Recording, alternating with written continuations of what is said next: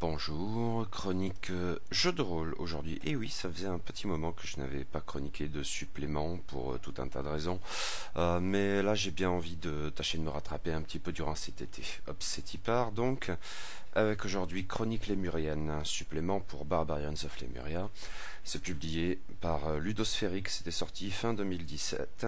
Ça fait dans les 130 pages auxquelles il faut ajouter un écran 3 volets et une carte format A2. Le beau succès justement rencontré par Ludosphérique avec la traduction de la version mythique de Barbarians of Lemuria a eu des conséquences très appréciables et plutôt inattendues. Ce qui aurait pu n'être qu'un coup unique semble en effet prendre des allures de gamme et de gamme de création française, cocorico pour ceux qui y tiennent. On avait parlé assez tôt d'un écran et celui-ci est bien paru, mais sous une forme étendue. L'écran en 3 volets est certes fort joli. Emmanuel Roudier fait à nouveau des merveilles dans ce premier supplément officiel, et son style puissant, idéal pour de la sword and sorcery, bénéficie de la petite touche humoristique qui enjolive le tout, sans être pour autant parodique, un équilibre admirable et qui, comme je vois les choses, contribue à l'ambiance de Barbarians of Lemuria dans la même mesure que le texte. Cet écran donc est fort joli, mais il est en outre accompagné d'une belle carte en couleur de la Lémurie, format A2, et non pas d'un bête livret de 16 pages comme souvent, mais d'un vrai supplément de 134 pages, débordant de contenu inédit dû aux développeurs français de la chose, soit 2 aides de jeu et 5 scénarios, dont un avec des pré-tirés. Et ce n'est pas fini puisqu'on annonce maintenant, outre la traduction anglaise de ce supplément, retour à l'envoyeur inattendu lui aussi, la rédaction d'une campagne entière.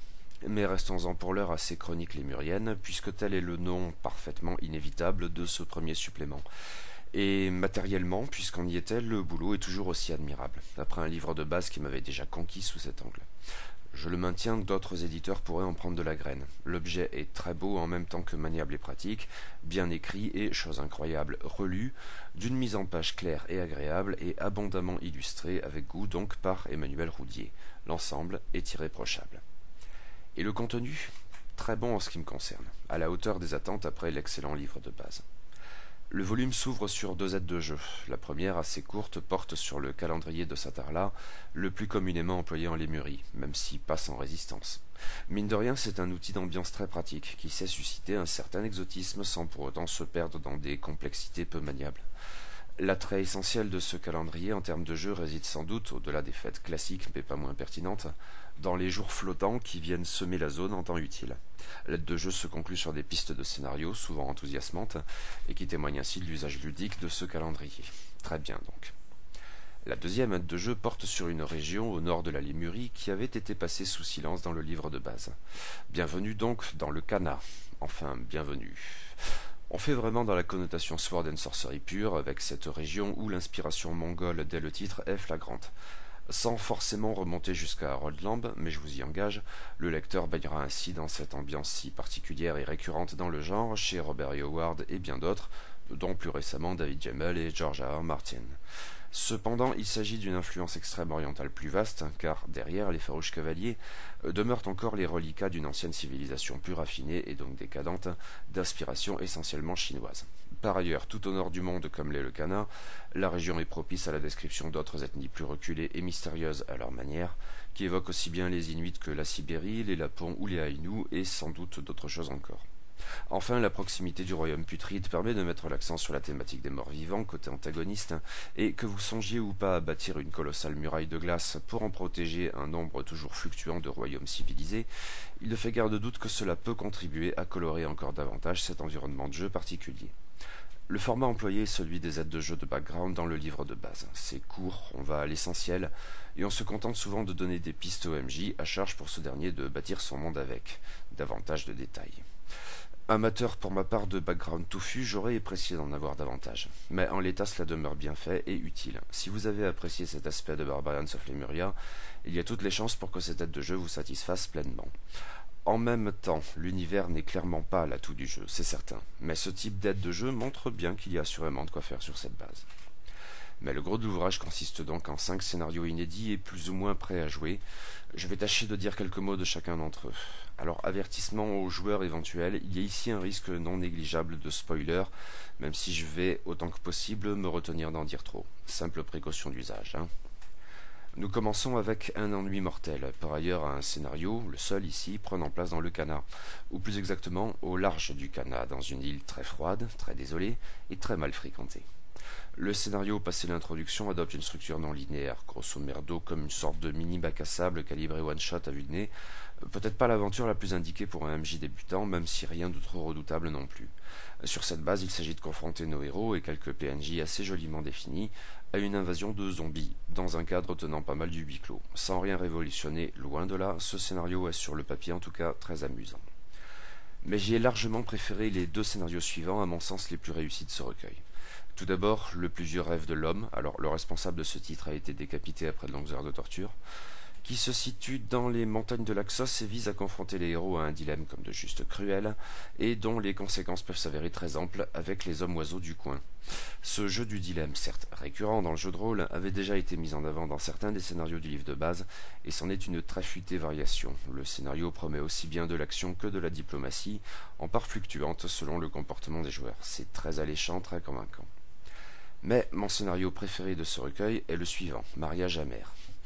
Le point de départ est ultra référencé. En pleine célébration d'un mariage dans la meilleure et donc la pire société de cette heure-là, un amoureux téméraire enlève avec sa bénédiction la promise et à charge pour nos héros de ramener la donzelle et tant qu'à faire de châtier l'impudent qui s'appelle Eormo. Et je rappelle que les anagrammes transparentes sont punis de mort en ébali et oui, par décapitation après de longues heures de torture.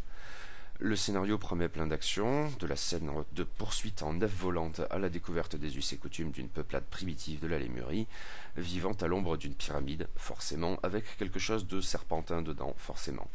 Mais au-delà, ce scénario me paraît bien plus futé qu'il n'en a l'air, et plus inventif à vrai dire. Là je pars peut-être dans mes délires, mais un truc qui m'a bien parlé dans cette histoire renvoie à sa manière bien particulière au jeu du dilemme, en brodant sur le principe emblématique de la Sword and Sorcery de héros à la moralité plus que douteuse. En effet, à tout prendre, partir à la poursuite des amoureux n'a rien de très admirable. Et s'en prendre à l'entité mystérieuse de la jungle, même avec la part d'imposture qui fonde son culte, j'ai du mal à y déceler quelque chose de vraiment maléfique. Par contre, les héros de la richesse et de l'aristocratie qui débarquent dans le village primitif pour y faire respecter l'ordre de la puissante Satarla, ramener la femelle volage et punir son ardent amant sauvage, bref, sans que le trait soit appuyé, sans par ailleurs que cela vienne nuire au plaisir très premier degré de l'aventure avec ce qu'il faut d'exotisme et de mystère, je trouve intéressant que ce scénario, d'une certaine manière, confie le rôle de gros connard aux héros, qui obéissent à tous les ordres dès l'instant qu'on les paye assez cher. Bon, c'est peut-être mon délire, mais oui, j'y vois cet aspect, et il me séduit. Oui, s'il fallait ne retenir qu'un de ces 5 scénarios, en ce qui me concerne, ce serait celui-ci. L'aventure suivante, plus ample en volume de pages, mais pas forcément en temps de jeu. Bon, en fait, je n'ose pas me prononcer, je suis notoirement très mauvais à cet exercice.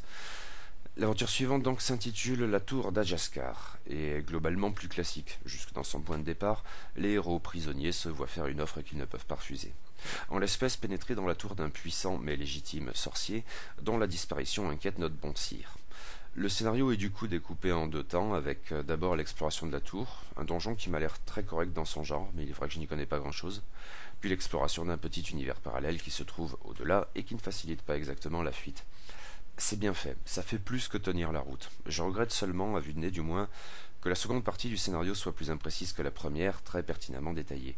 Même s'il s'agit sans doute, comme dans le premier scénario de ce recueil, d'inciter le MJ à faire preuve d'imagination pour remplir les blancs en jonglant avec les options des joueurs. Cette critique, si c'en est une, est donc des plus limitées en définitive. Oui, c'est un bon scénario. Il doit être très amusant à jouer comme à maîtriser, je trouve juste qu'il lui manque une petite chose, une petite étincelle, celle qui distingue les 2 scénarios précédents, qui m'emballe quand même beaucoup plus. Reste un dernier scénario un peu à part, les 3 coffres. D'une certaine manière, c'est la star de ce volume.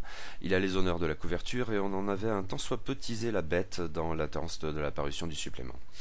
En effet, les joueurs se voient ici offrir une opportunité bien singulière, incarner des Kalukan, ces bestioles muettes et sans tête, avec un unique œil au milieu de la poitrine, au service de la reine sorcière. D'où les prétirés. L'expérience est prometteuse et le scénario s'est efforcé de jouer de cette particularité avec quelques idées rigolotes, comme le dispositif auquel les Kalukan doivent avoir recours pour communiquer entre eux et avec les PNJ, ou ce moment du scénario où les joueurs changent de Kalukan. Même si je trouve cet événement un peu trop précoce à vue de nez, car il aurait été plus déstabilisant et donc plus amusant plus tard, trouvais-je, mais bon, ça se discute. Mais cette fois, non. Non, là je n'ai pas été vraiment convaincu. Et d'abord parce que le scénario est longtemps très linéaire. Ou non, ce n'est pas tout à fait ça. C'est plutôt qu'à la lecture, j'ai eu l'impression que les PJ sont bien trop longtemps des spectateurs de l'histoire et non ses acteurs principaux. L'histoire en l'espèce n'est certes pas mauvaise. Il y a là aussi des idées très amusantes, très colorées, éventuellement recyclables. Mais c'est pour ainsi dire un film. La fin seulement semble offrir aux joueurs des opportunités de prendre vraiment des initiatives. On nous rappelle sans cesse avant cela que les Calicanes sont serviles par essence. Certes, mais cela ne bénéficie guère à l'expérience ludique, non? Mais cette conclusion est caractérisée par cette même indécision que j'ai pu mentionner concernant les scénarios précédents. Et ici, je le crains, cela joue en défaveur de l'ensemble.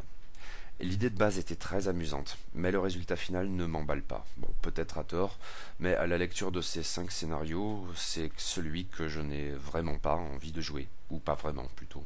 Peut-être parce que le teasing m'avait emballé outre mesure, certes. Mais cette éventuelle fausse note mise à part, Chronique Lémurienne est un très bon supplément.